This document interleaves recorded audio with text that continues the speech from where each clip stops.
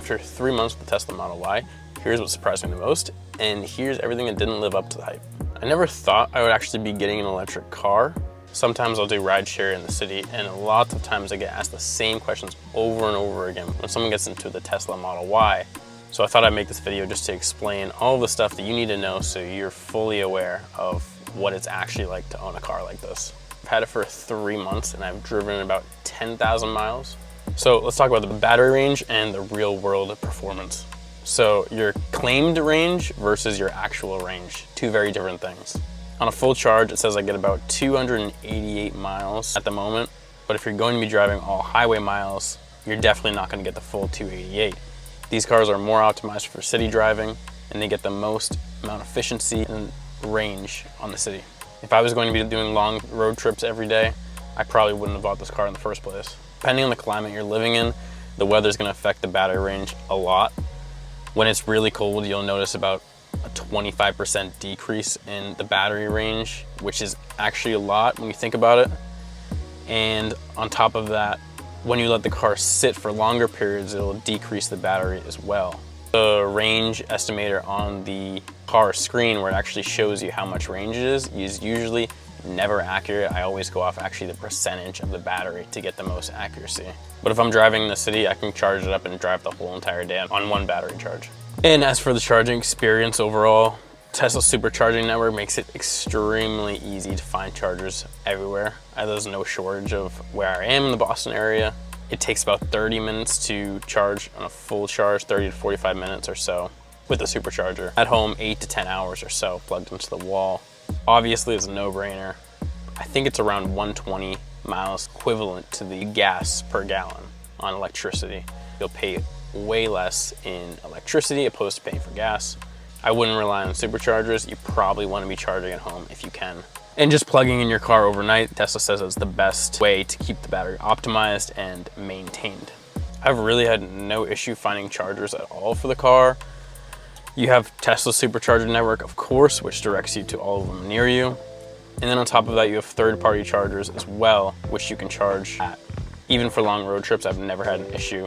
When you put it in, you can see mapped out everything, how it looks, and where all your chargers are going to be on the way. It'll tell you what percentage you're going to be at when you get to the chargers. It's so intuitive, you're really never going to have this stress of finding a charger, I feel. So tech and the driving features of it, I believe all of them come with full self-driving, but it is an extra option. It's about $100 a month if you want to upgrade to have the full self-driving capability. All of the cars are equipped with it, they can do it, but you have to pay extra for it. And to be honest, I didn't think it was really that practical. I thought it was kind of more of a party trick of the version that I have. The newer versions are a little better in terms of the full self-driving themselves. You can just use the regular autopilot feature that comes with it. And on the highway, that's pretty much good enough as long as it just doesn't change lanes for you. The display is really cool. It's all throughout the screen. Basically all of your controls are right there, which I like and dislike sometimes. My model year is a 2021, so the screen is starting to get a little slower, I can tell, versus when it was brand new, I assume. There's a delay and it's not as fast as the iPhone is nowadays, but I think everything's pretty intuitive. The speaking commands, music controls, all of it, it keeps up for sure. Your phone integrates right with the car. They don't allow Apple CarPlay, which is unfortunate, but their system's pretty manageable. I would say the comfort of the seats overall is pretty good. Back seats are pretty comfortable. The sound system, the quality, the music, it sounds pretty good as well.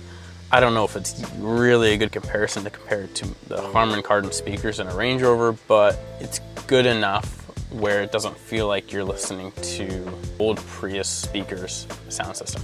So far, I've really had limited maintenance. There's not so much you can actually be maintaining on a car like this. It has the battery. Of course, you still have a suspension in the car. You've got tires, brakes, it doesn't barely use at all. Minimal fluids. You still have brake fluid, windshield wash wiper fluid. I think for repairs, the most problematic thing on the Teslas is probably the suspension. People have had to replace them pretty early on in terms of control arms, links, struts, all of that. I think that's really the part where they creeped out on, and it's not the best. The ride quality in the back, you'll know with the specific model. It's not comfy as I would have expected it to be. I've had people tell me it's a little harsh. And I think that the Model X with the air suspension would be a lot better if you're looking for a comfier ride in the back. The suspension's kind of stiff. That's one of the coolest things actually, is the software updates, how they can implement something and send it out and essentially just get upgraded. Something that other cars really don't have is you can pay for a car once and continually receive updates and get new features every few weeks or so. The prices vary depending on which supercharger station you use. A full charge on the Tesla supercharger station is about $15 for me. Charging at home, maybe it's about $4 or $5 on a full charge. In terms of the build quality of the car itself, you can feel it doesn't have the same vibe as a luxury brand manufacturer like Mercedes, Land Rover, anything of that. Of the interior qualities, the panels are kind of flimsy and you can hear a lot of interior noise. Granted, it is an electric car, you're gonna hear more with that because there's no engine noise, reducing vibrations and whatnot. There's a lot of squeaks in the back from panels when you go over bumps and whatnot. The rear headrests do squeak, but then again, for the price point, you're getting a pretty technologically advanced vehicle for sure.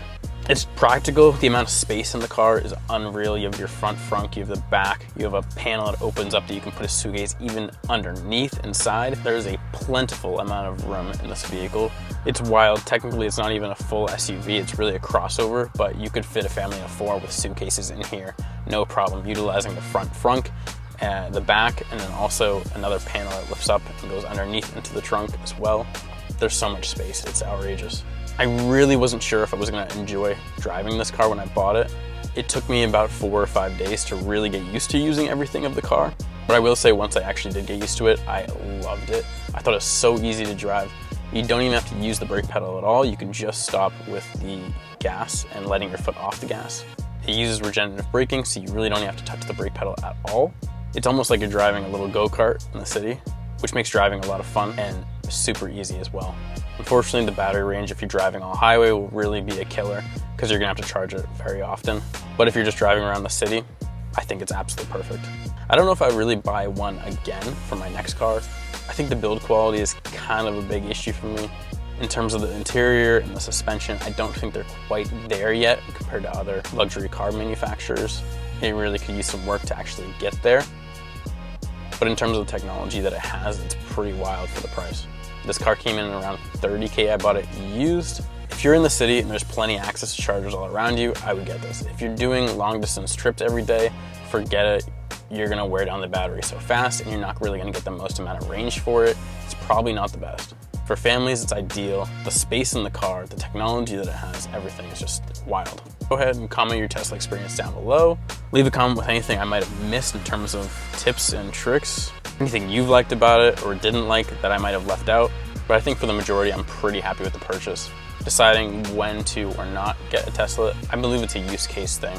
Depending on what kind of driving you're gonna be doing, it's gonna play a huge factor on whether electric cars actually make the most sense for you.